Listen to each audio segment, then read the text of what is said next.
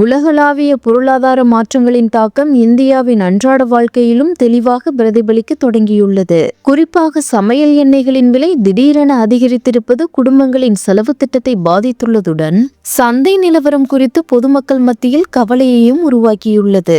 இந்த நிலையில் சமையல் எண்ணெய் விலை உயர்வு நடுத்தர வர்க்க குடும்பங்களுக்கு கூடுதல் சுமையாக மாறியுள்ளது. சர்வதேச போர் சூழல் காரணமாக விநியோக சங்கிலியில் ஏற்பட்டுள்ள பாதிப்பு மற்றும் கச்சா எண்ணெய் விலை உயர்வு போன்ற காரணிகளினால் கடந்த 2 வாரங்களாக சமையல் எண்ணெய்களின் விலை வேகமாக உயர்ந்துள்ளது. அத்தியாவசிய பயன்பாட்டில் இருக்கும் பாமாயில் லிட்டருக்கு 110 இருந்த விலை தற்போது 122 உயர்ந்துள்ளது.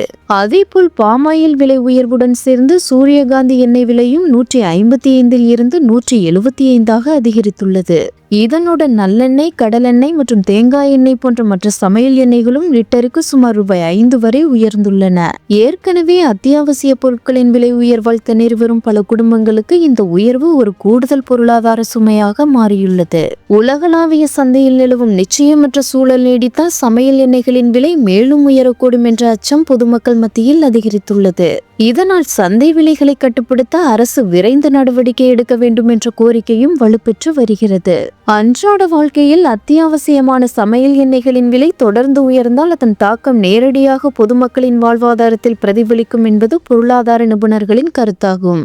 எனவே விலை நிலைத்தன்மையை உறுதி செய்யும் நடவடிக்கைகள் எடுக்கப்படுமா என்ற எதிர்பார்ப்பு மக்கள் மத்தியில் அதிகரித்து வருகிறது.